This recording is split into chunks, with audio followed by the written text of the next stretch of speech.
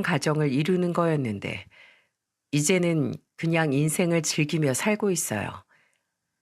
그래도 노총각으로 불리는 것보다 이웃남이 나은 것 같기도 합니다. 제가 워낙 긍정적인 성격이라 그런지 이혼하고도 정신적으로 힘들었던 적은 없었죠. 사실 이혼했다고 동네방네 소리를 지르고 다니고 싶을 만큼 속이 다 시원했어요. 그동안 답답하게 억눌러 왔던 제 속이 이혼 도장 한 번에 뻥 뚫렸던 거죠.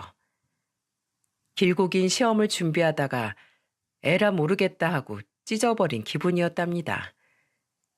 제가 이렇게 이혼해서 시원하다고 하면 주변에 한 명쯤은 저를 탓하면서 이런 말을 하고는 했어요. 남들도 다 그렇게 살아. 지금 이혼하고 재혼하면 뭐 다를 것 같아? 어차피 결혼하면 부부는 사랑이 아니라 의리로 사는 거야, 의리. 친구 녀석 중 몇 명은 꼭 이런 말을 하면서 저를 탓하기도 했었죠. 하지만 친구 말처럼 부부는 사랑을 넘어서 의리로 사는 게 결혼이라면 저한테 이혼은 최고의 선택이었습니다. 왜냐하면 제 전처한테 의리는커녕 기본적인 예의조차 느끼지 못하고 살았거든요. 사람이 학벌 좋고 배운 거 많다고 해서 인성까지 좋은 건 아니었습니다. 저도 찢어지게 가난한 집안에서 오로지 공부만 파서 명문대를 졸업했지만 가보면 참 별의별 사람이 다 있더라고요. 그때 든 생각이 사람이 사회로 나오기 전에 가정에서 보고 배운 게 참 중요하다는 사실이었죠. 옛말에 밥상머리 교육이 중요하다는 말도 있지 않습니까? 비록 저는 찢어지게 가난한 집에서 태어났지만 부모님께 옳고 그름은 제대로 배우고 컸다고 자부할 수 있습니다. 항상 부지런한 아버지는 죽어라 일하셨지만 세상을 떠나는 그 순간에도 가난을 벗어나지는 못하셨어요. 하지만 아무것도 없는 집에 사랑을 심어주고 가셨죠. 저희 가족한테는 조금 특별한 비밀이 있었거든요.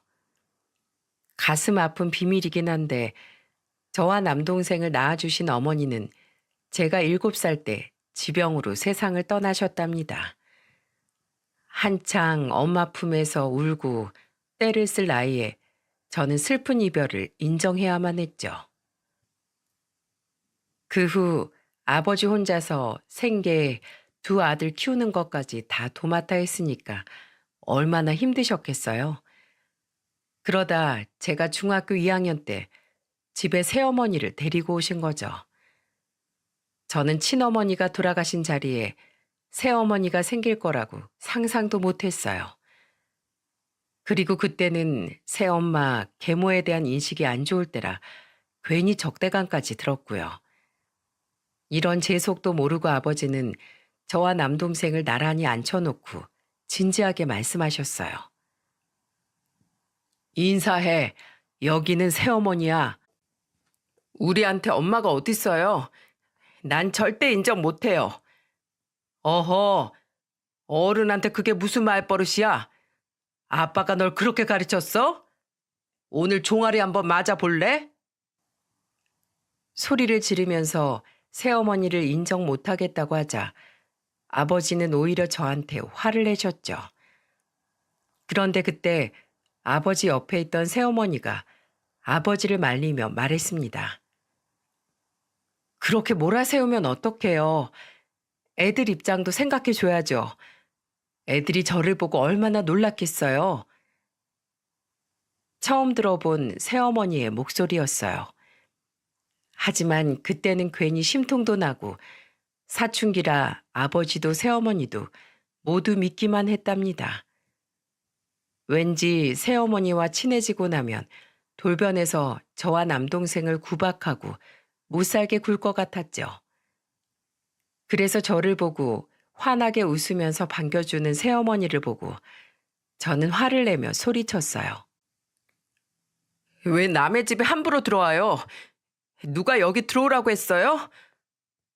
난 그냥 아버지랑 너희들 집에 오면 배고플까봐 미리 준비하고 있었어. 나 때문에 기분 상했으면 미안해. 아줌마가 미처 생각 못했네. 나가요. 당장 우리 집에서 나가시라고요. 그때 주방에 서 있던 새어머니를 보고 나가라고 소리치는데 아버지가 마침 집에 들어오시다 전부 보셨던 겁니다. 아버지는 얼굴이 시뻘겋게 달아오를 만큼 악을 쓰며 소리 지르던 저를 보고 거실에 있던 효자손을 들고 금방이라도 저를 때릴 듯이 소리치셨어요. 석진이 너, 내 집에서 당장 나가. 너처럼 버릇없는 자식 필요 없어. 내가 나갈게요. 아버지 혼자 저 아줌마랑 오래 사세요. 한창 사춘기를 겪던 저는 아버지가 고함을 치면 저도 같이 화를 냈죠. 화가 난 저는 무작정 집을 뛰쳐나와 버렸습니다. 밖을 나와 무작정 걷기 시작했는데 어느덧 해가 져버렸어요. 돈도 없고 배도 고프고 딱 거지꼴이었죠. 그런데 그때 뒤에서 누군가 제 이름을 애타게 부르는 소리가 들렸습니다. 놀라서 제가 뒤를 돌아보니 이마에 땀이 송글송글 맺힌 채 뛰어오는 새어머니가 보였어요. 새어머니가 제 가까이 올수록 눈에 들어오는 새어머니 모습은 저를 놀라게 했습니다. 집을 뛰쳐나오는 저를 따라 무작정 나오셨던 건지 신발도 짝짝이었고 초겨울 날씨에 겉옷도 안 걸친 채 뛰어오셨죠. 제가 멈춰서자 제 앞에서 숨을 고르면서 새어머니는 기쁜 목소리로 말하셨어요. 드디어 찾았네. 석진아, 너 보기보다 다리가 길어서 걸음이 정말 빠르구나. 아줌마는 뛰어야지만 겨우 따라잡겠다. 지금 저 따라오신 거예요? 왜요? 왜긴 석진이가 집을 나갔으니까 당연히 찾아야지. 왜? 아줌마 그냥 갈까? 나 그렇게 싫으니? 우리 집 돈 없어요. 그런데 왜 같이 살려고 그래요? 왜 그랬는지 저를 잡아준 새어머니를 보자 눈물이 왈칵 쏟아졌습니다. 그러자 새어머니는 제 눈물을 닦아주면서 다정한 목소리로 달래주며 말하셨죠. 석진아, 가족이 되면 어려움은 같이 이겨내고 즐거운 건 나누면서 사는 거야. 그래서 아줌마는 석진이랑 석호가 가족으로 받아주면 가난해도 마음은 부자처럼 살 수 있게 같이 있어 줄게. 너희가 천천히 마음 열 때까지 옆에 있어도 될까? 그때 처음 새어머니의 진심을 듣게 된 후 저는 새어머니와 같이 집으로 돌아왔어요. 처음으로 새어머니와 가족이 될 수 있다는 생각이 들었죠. 엄마라고 부르지는 못했지만 새어머니는 저희를 재촉하거나 다그치지 않으셨어요. 다정한 새어머니 덕분에 집안 분위기가 밝아지기 시작했고 아버지는 새어머니와 재혼을 하셨답니다. 이제는 이렇게 내 식구 행복하게 살겠구나 싶었죠. 그런데 아버지가 재혼 후 2년 만에 갑작스런 교통사고로 세상을 떠나셨어요. 날벼락 같은 소식에 저는 슬픔과 동시에 두려움을 느껴야 했습니다. 이제 아버지가 돌아가셨으니까 새어머니가 저와 남동생을 두고 떠나실 것 같았죠. 그때 중학생이던 석호가 새어머니에게 다가가더니 어깨를 다독이면서 이런 말을 했죠. 울지 마세요. 힘을 내셔야죠. 이젠 아버지도 잊으시고 저랑 형도 전부 잊고 떠나실 거잖아요. 그게 무슨 소리야. 내가 너희를 왜 떠나? 어차피 아빠 때문에 같이 살았던 거잖아요. 이제 아버지 없으니까 우리만 두고 가실 거 다 알아요. 석호가 눈물 콧물 범벅이 된 얼굴로 말하자 새어머니는 갑자기 석호 손을 잡더니 저를 보고 이쪽으로 오라며 손짓하셨어요. 제가 가까이 가자 새어머니는 저와 동생을 품에 꽉 안아주셨습니다. 그러더니 오열하는 목소리로 저희를 부둥켜 안고 말씀하셨죠. 너희들은 내가 지킬 거야. 난 평생 너희들 키울 거야. 난 한 번도 너희가 내 자식 아니라고 생각해 본 적 없었어. 내가 내 새끼들 두고 어딜 가. 그러니까 이 엄마 믿고 같이 잘 살아보자. 아버지도 그러시길 바라실 거야. 울지 마. 너희가 울면 나도 가슴이 아파. 그때 저와 석호는 새어머니를 같이 끌어안고 어머니라고 부르며 울었습니다. 그렇게 장례식이 끝나고 어머니와 저 석호는 셋이 살게 됐어요. 처음에는 좀 어색했지만 지내다 보니까 어머니 소리가 자연스럽게 나왔죠. 어머니는 홀로 저와 석호를 키우기 위해 시장에서 나물과 야채를 팔러 다니셨습니다. 항상 새벽 5시에 시장으로 출근해서 밤이 늦어야 돌아오셨어요. 한밤중에 어머니가 오지 않으면 저와 석호는 정류장으로 어머니를 마중 나갔죠. 그러면 다 팔지 못한 야채 바구니를 들고 오는 어머니가 버스에서 내리면서 저희를 보고 한박 웃음을 지으셨습니다. 어머니가 제 손을 잡고 웃으시는데 거칠한 손이 제 마음을 아프게 했죠. 그때 저는 어머니를 위해서라도 꼭 성공해야겠다고 다짐했어요. 그 후 친구도 안 사귀고 오로지 공부를 위해 태어난 사람처럼 공부만 했답니다. 제가 친구도 멀리하고 공부만 했던 결정적 사건은 또 있었죠. 바로 어머니가 시장에서 돌아오시다 교통사고를 당하신 거예요.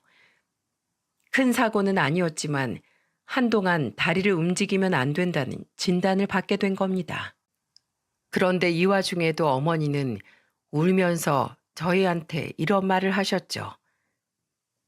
내가 다쳐서 어떡하니? 일도 해야 하고 너희 밥도 챙겨줘야 하는데 내가 이렇게 팔자 좋게 병원에 있어서 어떡해? 엄마, 우리 다 컸어요. 그러니까 제발 엄마 몸부터 챙기세요. 그 와중에도 아파서 우는 게 아니라 저희를 걱정하면서 우는 어머니를 보면서 가슴이 미어졌습니다. 그래서 꼭 제가 어머니를 행복하게 해드리겠다고 다짐을 했었어요. 잠도 줄여가면서 공부한 결과 저는 군단위 시골에서 서울에 있는 명문대학에 합격하게 됐죠. 제 합격 소식에 어머니는 저보다 더 기뻐하셨습니다. 그러다 갑자기 울먹이시며 제 손을 꼭 잡고 이런 말을 하시더라고요. 정말 잘 커줘서 고마워. 하늘에 계신 아버지가 참 좋아하실 거야. 장하다 내 아들. 제가 꼭 효도할게요. 그동안 고생하신 거 제가 다 갚을게요. 비록 서울로 대학을 진학하는 바람에 어머니와 떨어져야 했지만 너무나 기뻤습니다. 대학 진학 후에도 저는 번듯한 직장에 취업하기 위해 남들 미팅하며 즐길 때 오로지 취업에 눈이 멀어 있었어요. 그러다 제가 대기업 전자회사에 당당하게 합격하면서 이제야 제대로 어머니한테 효도할 수 있겠구나 싶었죠. 대기업 합격 후 고향에 가니까 금이 환영이 따로 없었습니다. 어머니는 상다리가 부러지게 한 상 차려놓고 저를 기다리고 계셨어요. 그리고 제 손에 숟가락을 쥐어주며 자랑스러운 목소리로 말하셨죠. 우리 아들 해낼 줄 알았어. 장하다 정말. 엄마는 이제 죽어도 여한이 없어. 지금 죽어도 여한이 없으면 안 되죠. 제가 앞으로 제대로 효도할 테니까 같이 밥 먹고 우리 건강하게 오래 살아요.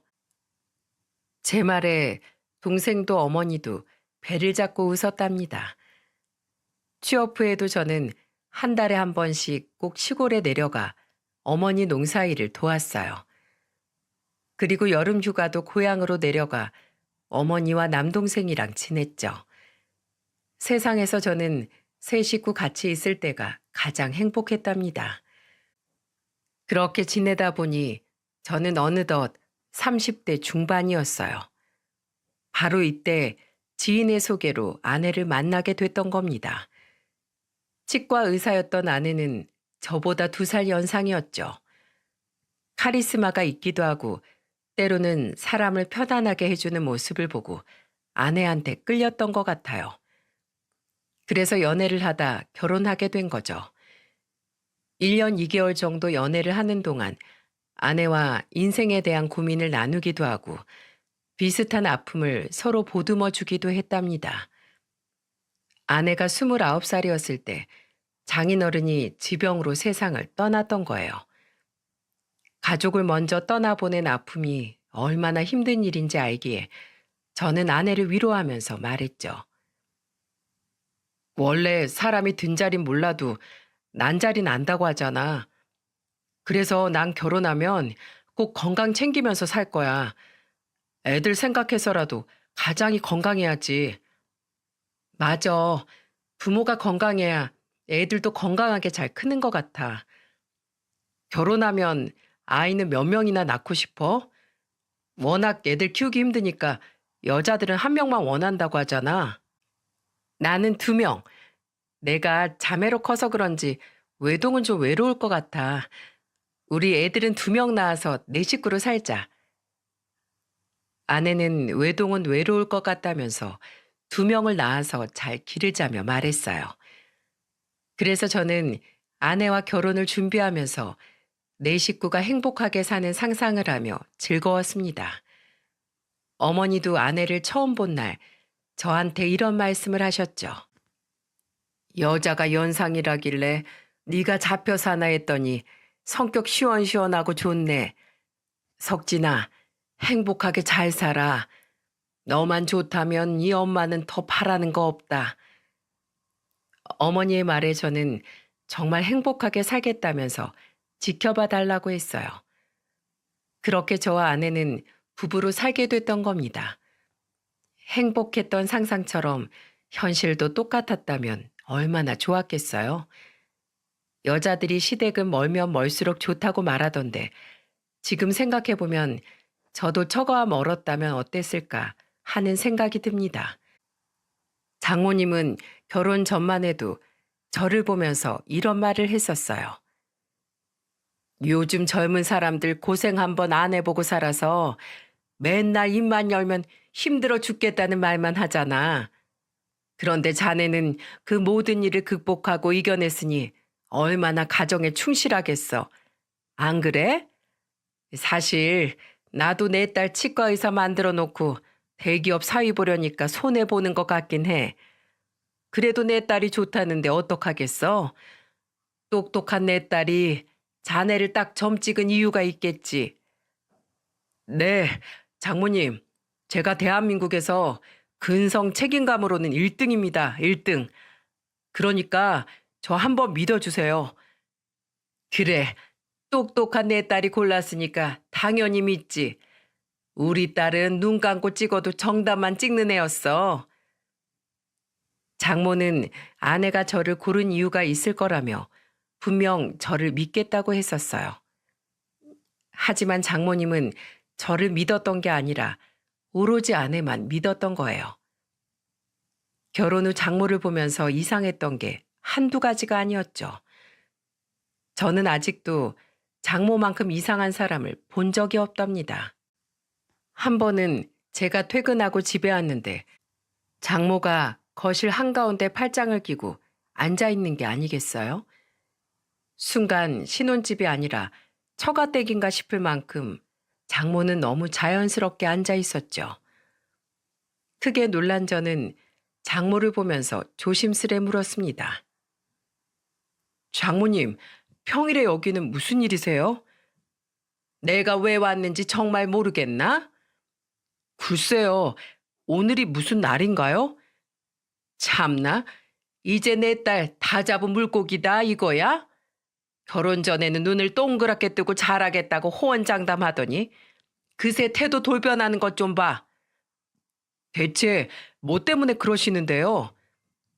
내가 하루에 한 번씩 전화해서 내 안부 물으라고 했잖아. 자네가 저번에 매일 전화하는 거 힘들다고 해서 내가 이틀에 한 번은 지키라고 했지. 근데 왜 내 말 무시해? 지금 나 무시하는 거야? 나 혼자 사는데 화장실에서 잘못 미끄러져서 머리라도 다치면 어쩔 거야? 장모는 저한테 매일 안부 전화를 하라고 요구했어요. 처음에는 장모가 눈물을 글썽이면서 혼자 지내다 쓰러지기라도 하면 어떡하냐고 한탄을 하길래 몇 달 정도 전화를 하긴 했었죠. 그런데 제가 노는 사람도 아니고 회사에서 바쁠 수도 있는 거 아닙니까?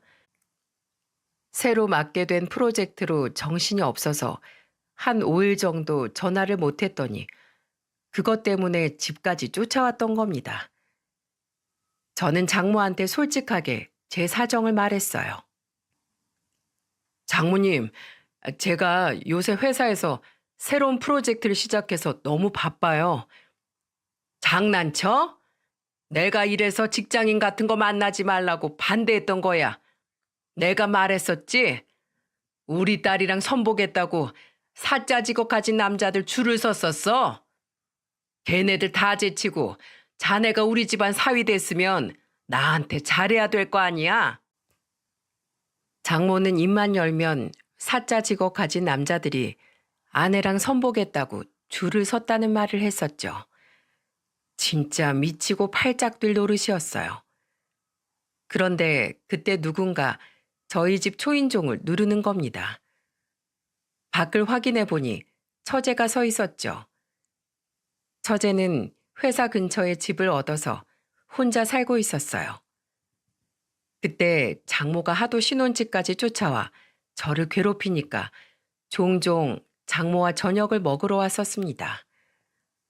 그날도 장모와 약속을 하고 왔는데 집에 없으니까 바로 저희 집으로 달려왔던 거죠.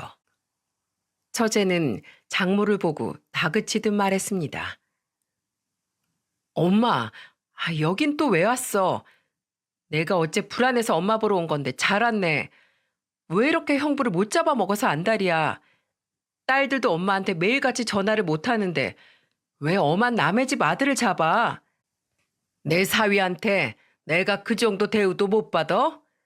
치과 의사 마누라를 뒀으면 저같이 말뚝에 대고 절이라도 올려야지.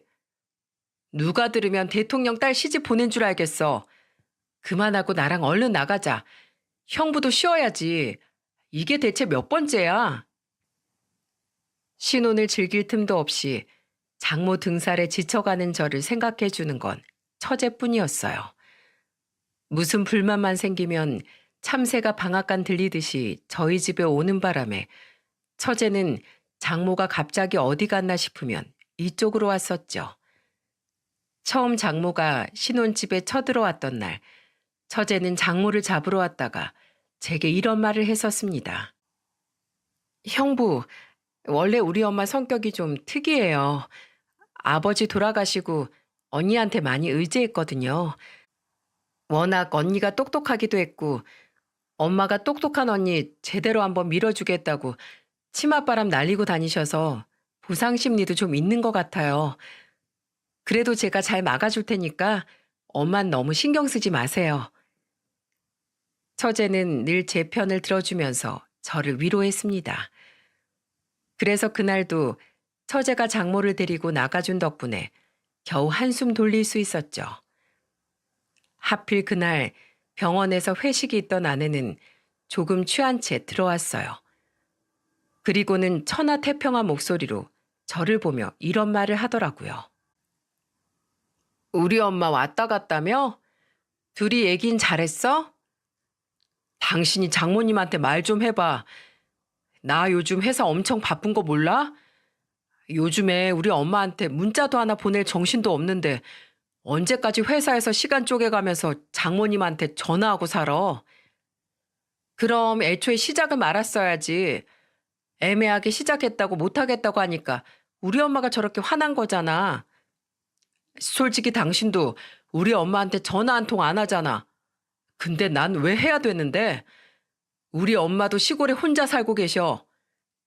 그럼 나도 노력할 테니까 당신도 좀 해. 됐지? 아, 피곤해 죽겠네, 진짜로. 아내는 제 말에 서로 각자 챙기자면서 귀찮은 듯 말했어요. 결혼하고 1년도 안 된 부부의 대화라고 믿겨지십니까? 장모만 아니어도 싸울 일이 없을 것 같은데 꼭 그렇게 저희 부부 일에 참견을 하고 나서는 겁니다. 한 번은 아내가 오밤중에 심각한 통화를 하고 있길래 병원에서 걸려온 전화인가 했어요. 그런데 아내 목소리가 점점 커지더니 대화 소리가 들렸죠. 그런데 아내가 전화기에 대고 불평 섞인 목소리로 이런 말을 하는 겁니다. 엄마 말이 맞아. 가만히 생각해 보니까 사람이 결혼하고 달라졌어. 이제 결혼했다고 긴장 풀린 거야. 결혼 전에는 간이고 쓸개고 빼줄 것처럼 그러더니 결혼하고 나니까 자기 엄마한테도 전화하라는 거 있지? 더 말할 가치도 없어서 알겠다고 했지 뭐. 전화했는지 안 했는지 자기가 어떻게 알겠어? 시골에 있는 양반이 서울까지 쫓아올 거야 뭐야. 엄마라고 하는 걸 들어보니까 통화 상대는 장모였어요. 그때 아내가 전화기를 스피커폰으로 바꾸더니 옆에 있던 물을 마시고 있었죠.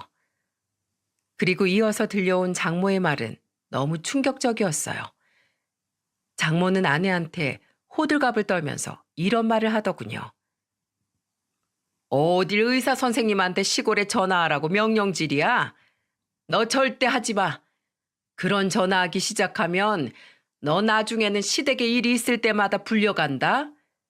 애초에 난 아무것도 못한다. 이런 자세로 나가란 말이야. 내가 너 시댁 눈치 보라고 키워놓은 줄 알아? 절대 굽혀서 지고 들어가지 마. 그리고 내일부터 네 남편 나한테 꼭 전화하라고 아주 들들 볶아. 진절머리 나게 볶아. 신혼 초에 남편 잘 길들여 놔야 네가 편하게 사는 거야. 말하는 것만 들어보면 장모가 거의 꽃이나 다름없었죠. 세상에 전화 한 통에 지고 말고가 어디 있습니까? 그리고 그동안 장모가 전화에 집착했던 이유가 저를 길들이기 위해서였단 걸 알게 됐어요. 그 순간 저는 방문을 열고 들어가 아내 전화기를 뺏어 들었습니다. 그러자 갑자기 들어온 저를 보고 놀란 아내는 눈이 휘둥그레져서 저를 쳐다만 봤죠. 저는 스피커폰인 전화기를 들고 장모한테 이렇게 말했습니다. 사위가 아니라 애완견 들이셨어요? 길들이긴 뭘 길들인다고 그러세요? 이런 식으로 부부 사이에 끼어들면 저희가 어떻게 살아요? 뭐야? 전화를 왜 자네가 받아? 앞으로 이런 식으로 끼어들지 말아달라는 말하려고 전화 받았어요. 저희끼리 맞춰가게 그냥 두세요 좀. 자꾸 이렇게 참견하시면 앞으로 그냥 각자 집안만 챙기는 걸로 할게요. 서로 더러운 걸 보느니 그게 좋겠네요. 그게 말이 되냐고? 내가 치과 의사 딸 시집 보내고 사위 덕 보는지 주변에서 얼마나 기대하는 눈치인데. 사위 덕 보고 싶으시면 장모님부터 제대로 하셔야죠. 제가 그동안 못했던 것도 아닌데 정말 너무하신 거 아니에요? 이번 일은 내가 사과함세. 그러니까 각자 챙기겠다 뭐다 그거 취소해. 장모 속셈은 결국 사위 덕을 보고 싶었던 거예요. 그동안 개차반 같은 사위도 아니었는데 도무지 이해가 안 갔죠. 그날 아내도 저한테 섣부른 오해를 했다며 사과를 했습니다. 하지만 문제는 이게 끝이 아니었어요. 이후에도 장모가 아내한테 감나라 배나라 시켜서 매일같이 싸움의 연속이었죠. 결혼 전만 해도 아이는 둘 낳겠다던 아내가 결혼하고 2년쯤 지나자 말을 바꾸는 게 아니겠습니까? 그래서 아내와 아이 문제로 싸우는 날이 늘어만 갔어요. 그러다 한 번은 시골에 계신 어머니가 아내 생일이라 축하한다며 전화하셨다가 아내가 요새 속이 좀 안 좋다고 말하자 혹시 임신한 거 아니냐며 물으셨던 것 같았습니다. 그런데 아내는 버럭 화를 내면서 소리치기 시작했죠. 임신이라뇨? 제가 애 낳는 기계도 아니고 그게 무슨 말씀이세요? 저는 애 낳을 생각 없으니까 둘째 며느리한테나 물어보세요. 저 같은 고급 인력이 애 낳 키우면서 살면 인재 낭비거든요. 질문 참 교양 없네요. 저는 옆에 있다가 갑자기 정색하는 아내를 보고 황당했어요. 결혼한 여자한테 충분히 물어볼 수 있는 질문 아닙니까? 저희 어머니가 매일같이 전화해서 임신했냐고 물어본 것도 아니고 저렇게까지 화내는 아내를 이해할 수 없었어요. 그래서 저는 전화를 뺏어서 어머니께 사과하고 끊어버렸죠. 그리고 아내를 보고 화를 내며 말했어요. 말을 꼭 그렇게 해야겠어? 그냥 좋게 아니라고 하면 될 일인데 왜 죽자 하고 달려들어? 나 애 안 낳을 거야. 치과 의사 되려고 개고생했는데 나보고 애 분유나 타고 살라고? 난 뭐 쉽게 의사 된 줄 알아? 그런 말을 결혼 전에 했어야지. 이제 와서 오리발 내밀면 어쩌자는 거야? 그리고 지금 당장 우리 어머니한테 전화해서 정중하게 사과드려. 이제 보니까 개천에서 난 용이 아니라 개천에서 나온 효자였네. 나는 내가 잘못했다고 생각하는 일에만 사과하는 사람이거든? 그러니까 나 사과 못해. 아내는 끝까지 자기는 맞는 말만 했다면서 잘못 없다고 하는 거예요. 장모의 임신 문제까지 아내와의 결혼 생활은 걸림돌 투성이었습니다. 게다가 결혼 초반에는 아버지 기일에도 같이 내려갔었는데 이제는 핑계만 대고 안 가려는 거죠. 그래서 저도 처가를 없는 집 취급하기 시작했어요. 제가 처음부터 그랬겠습니까? 임신 문제로 저희 어머니한테 하는 거 보고 오만정이 다 떨어져서 막 나가기 시작했습니다. 그런데 이런 상황도 모르고 장모가 저한테 전화해서 이런 부탁을 하더라고요. 자네 오늘 쉬는 날이지? 우리 집에 와서 화장실 전구 좀 갈아줘. 제가 왜요? 장모님이 쓰는 곳인데 알아서 하세요. 자네 무슨 약 먹었나? 아니 미친 거 아니야? 전구도 잘난 치과 의사 따님이 잘 갈 거예요. 그러니까 큰딸한테 전화하세요. 전구 갈아달라고. 우리 딸이 그런 일을 어떻게 해? 빨리 안 와? 저는 어머니 모시고 병원 가야 하니까 끊을게요. 전구 그거 심부름센터 부르던지 하세요. 아마 친어머니라서 전구 직접 갈아줄 거예요. 사이가 친아들도 아닌데 처가일에 나서는 건 오바잖아요? 저는 계속 소리만 질러대는 장모 전화를 확 끊었습니다. 제가 장모한테 이렇게까지 했던 이유가 있었죠. 당시 어머니가 암 수술을 받으시고 계속 항암 치료를 받고 계셨어요. 그런데 아내는 어머니가 서울에 와도 단 한 번도 문병 간 적도 없었죠. 그래서 제가 아내한테 어떻게 한 번도 안 가볼 수 있냐고 화를 내니까 너무도 뻔뻔하게 이렇게 말하는 겁니다. 솔직히 까놓고 말해서 생모도 아니잖아. 당신 중학교 때부터 키웠다고 하지 않았어? 친아들도 아닌 당신이 이렇게까지 나서는 거 오바 아니야? 자식이 부모 위하는 게 오바라고? 장모님이 아파도 이렇게 했을 거야? 우리 엄마는 친엄마잖아. 왜 친엄마도 아닌데 혼자서 유난이야? 우리 어머니 비록 날 낳아주지 않았어도 세상에서 가장 소중한 분이야. 어머니 없었으면 나 이렇게 살지도 못했어.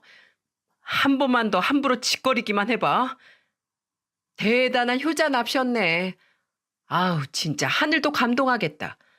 평생 효자 노릇하면서 사세요. 이 사건 이후로 장모가 무슨 일만 부탁하면 저는 친아들이 아니니까 나서지 않겠다고 했었죠. 장모가 노발대발하면서 쫓아오려고 하면 늘 처제가 나서서 장모를 말렸어요. 아내가 처제 반만 닮았어도 이 정도로 결혼 생활이 파국으로 치닫지는 않았을 겁니다. 그렇게 매일매일 눈치 싸움하듯 살고 있는데 애석하게도 저희 어머니가 항암 치료를 견디지 못하고 제 나이 30 후반 무렵 세상을 떠나셨죠. 그래도 불행 중 다행이었던 건 남동생이 좋은 짝을 만나 어머니가 살아계실 때 손주도 안아보실 수 있었어요.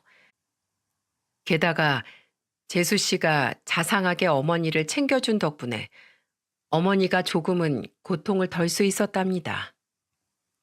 항상 못 사는 모습만 보여준 저와 달리 동생 석호는 행복한 가정을 꾸렸죠. 저는 그래도 제 아내가 아무리 개차반 같은 인성이라도 장례식장은 당연히 올 줄 알았어요. 한창 잦은 부부싸움으로 냉전 중이라 해도 사람이 도리라는 게 있는 거 아닙니까? 저는 아내한테 어머니 장례식장 주소를 알려주고 같이 가자고 했습니다. 그랬더니 아내가 뭐라고 했는 줄 아세요? 당신 생모면 내가 장례식장 가서 안 나오는 눈물이라도 짰을 거야. 근데 생모도 아닌데 내가 왜 가야 되냐고. 그리고 어머니랑 나랑 그렇게 친한 사이도 아니었는데 거길 가서 음식 나르는 일 시키려고? 요즘 세상에 어떤 며느리가 그런 짓을 해? 야, 또 니네 엄마가 가지 말라고 하디? 너는 생각이랑 판단을 혼자서 못해? 우리 엄마 얘기가 또 왜 나와? 내가 결정한 거니까 강요하지 마. 그래, 나도 니네 엄마 병나면 거들떠도 안 볼 거야. 무슨 소리야? 당신은 와야지. 난 친엄마잖아. 그게 무슨 개 같은 논리야? 완전 내로남불의 고집불통, 말이 전혀 안 통했습니다. 처가에서 유일하게 처제만 저희 어머니 장례식장을 와줬어요. 저는 처제한테 고맙다고 말하면서 한숨을 내쉬었죠. 그러자 처제는 저를 위로하며 말했습니다. 좋은 곳으로 가셨을 거예요. 언니가 왔으면 좋았을 텐데 제가 와서 어떡해요? 아니야. 이렇게 처제라도 와줘서 고마워. 우리 엄마랑 언니 아무리 말로 해도 통하는 사람들 아니에요. 여기도 엄마가 언니한테 가지 말라고 한 거예요. 내가 들어보니까 언니 또 엄마한테 홀랑 넘어갔다니까요. 처제 말을 듣고 나서 어머니 영정사진을 보니까 눈물이 왈칵 났어요. 그리고 열심히 조문객들을 맞이하고 쉴 틈 없이 음식을 나르는 재수 씨를 보는데 아내랑 비교가 됐습니다. 그리고 진짜 이건 아니다 싶었죠. 더 이상 참을 수 없던 저는 장례식을 끝내고 아내와 이혼을 다짐했어요.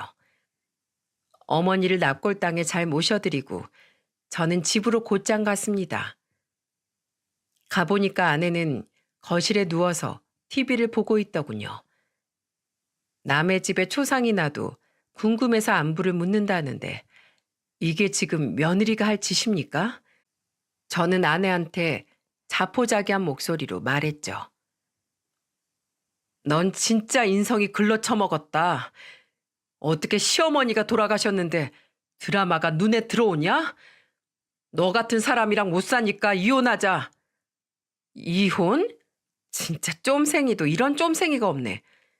겨우 장례식장 안 갔다고 이혼을 해? 진짜 지나가는 개가 웃겠다. 생모 아니잖아. 남인데 왜 내가 거길 가? 진짜 웃겨 정말. 결국 네 엄마가 더 소중했던 거야? 이 마마보이야? 엄마 없으면 아무것도 못하는 애가 나한테 마마보이라고 하니까 진짜 어이가 없다. 너야말로 생각하고 판단하는 걸 혼자 좀 해봐.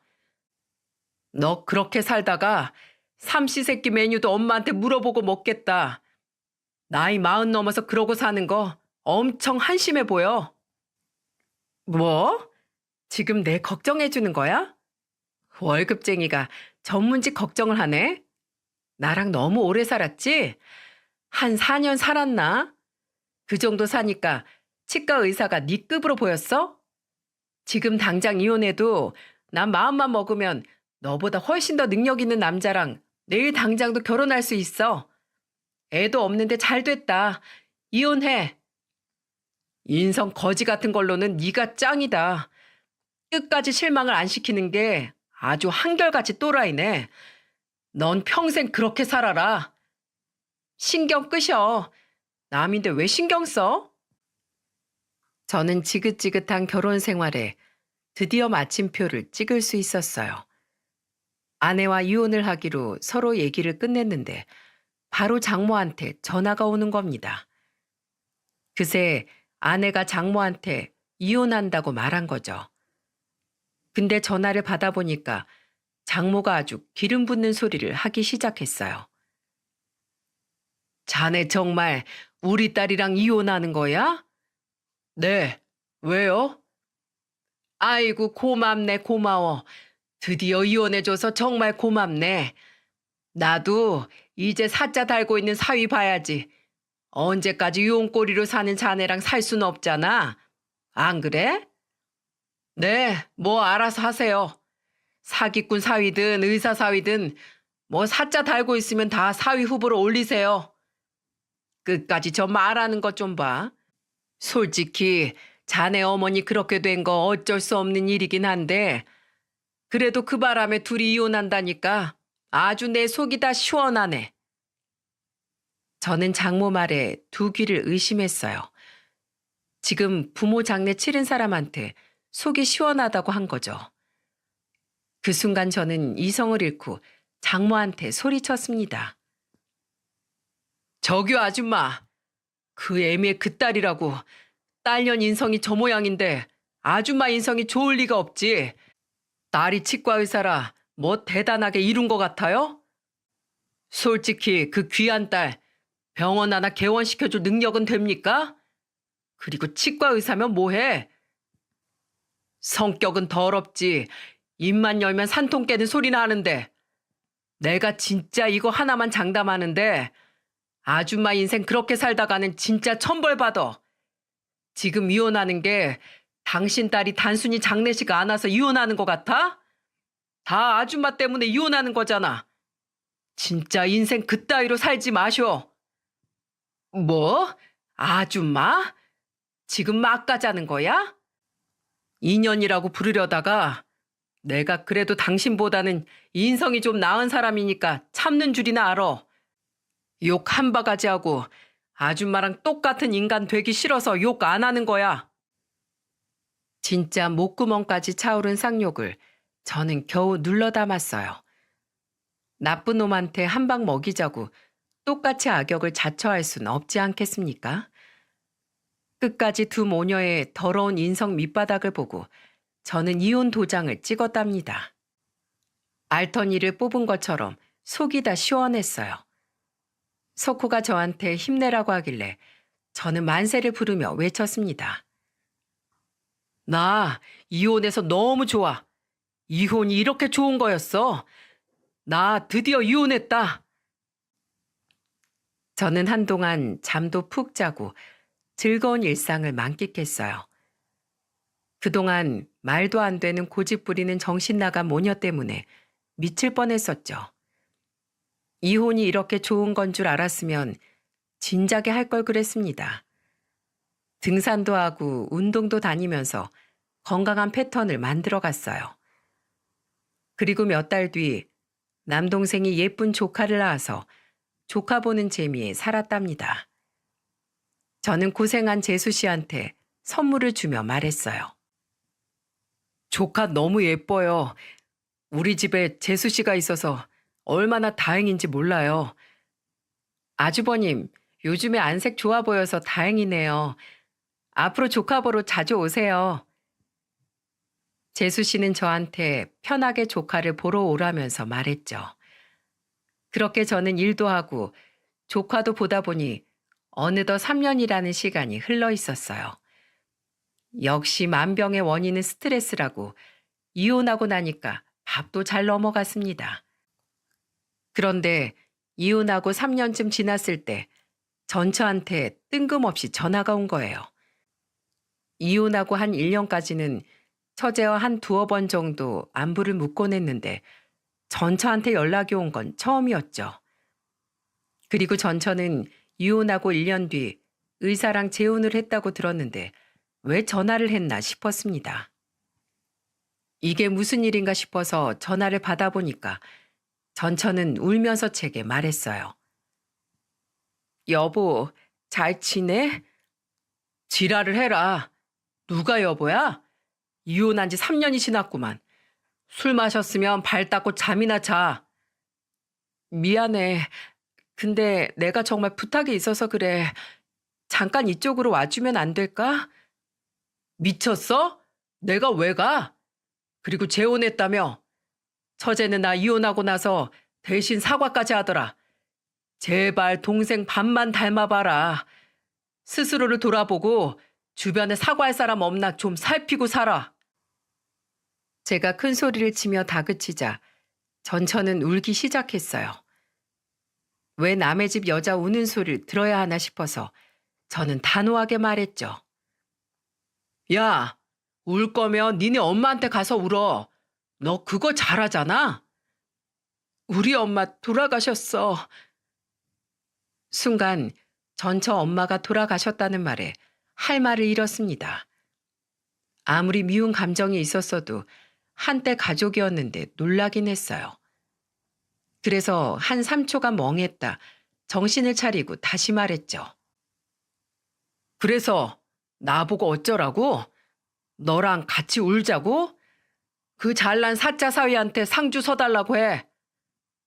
나 그 사람이랑 이혼했어. 또 이혼을 해? 너 무슨 도장 깨기 하냐? 의사 다음에는 변호사 만나서 살다가 이혼할 거냐? 이것 봐. 문제는 너한테 있었다니까? 내가 다 잘못했어. 그러니까 제발 여기 좀 와줘. 장례식장에 아무도 없어서 너무 무서워. 아무도 없어서 무섭다는 아내 말에 어이가 없었어요. 어떤 생각으로 살면 저한테 와달라고 전화를 할 수 있는 겁니까? 진짜 기가 막혀서 한마디 했습니다. 이제야 부모 소중함을 알겠어? 나한테는 친엄마도 아닌데 뭐하러 가냐며? 나 지금 너무 후회하고 있어. 내가 다 잘못했어. 그때는 내가 너무 오만하고 바보 같았어. 지금 후회하면 뭐 하는데? 이미 네가 내뱉은 말은 주워 담을 수가 없어. 너는 주둥이로 인생 망칠 년이야. 됐다. 내가 더 말한다고 네가 알아듣겠냐? 뒤늦게 후회하고 사과해도 소용없으니까 끊어. 2번 다시 나한테 연락하지 마. 쌍욕 듣기 싫으면 내 번호 얼른 지워라. 다시는 너하고 엮이기 싫으니까. 여보, 제발 끊지 마. 사람 쉽게 안 변한다는 말이 딱이에요. 아주 끝까지 내로남불이었죠. 세상에 저런 여자가 정말 있나 믿기지가 않으시죠? 사람 잠깐 보면 아무도 모릅니다. 인간에게는 다양한 면이 있고 같이 살아봐야 알게 되는 것들이 있더라고요. 직접 살아보고 실체를 알았는데 제가 또 저런 여자와 엮이고 싶겠습니까? 정말 지금 생각해도 어떻게 저렇게 뻔뻔하게 전화해서 와달라는 소리를 했는지 이해가 안 갑니다. 이혼하고 저한테 사과를 한 사람도 처제뿐이었죠. 전처가 처제 반만 닮았어도 더러운 꼴은 안 봤을 거예요. 이제는 전처도 완전히 연락이 끊겼고 더 이상 제 인생을 좀먹는 인간들은 한 명도 없답니다. 온전한 제 인생에 집중하면서 잘 살고 있어요. 조카도 제법 많이 커서 이제는 어머니 납골당에 같이 가기도 하죠. 얼마 전에는 할머니라는 말을 처음으로 하는데 성공했답니다. 하늘에 계신 어머니가 들으셨으면 좋겠어요. 아직은 하이라는 어눌한 발음이지만 하늘에 계신 어머니가 좋아하실 얼굴 눈에 선합니다. 제게 처음으로 가족이라는 보금자리를 알려준 어머니, 다음 생에도 꼭 어머니와 아들로 만났으면 좋겠어요. 이번 생에 못다한 효도 꼭 다 갚고 싶은 마음이죠. 끝으로 사연을 마치면서 어머니 사랑한다고 전하고 싶습니다. 모두 들어주셔서 정말 감사합니다.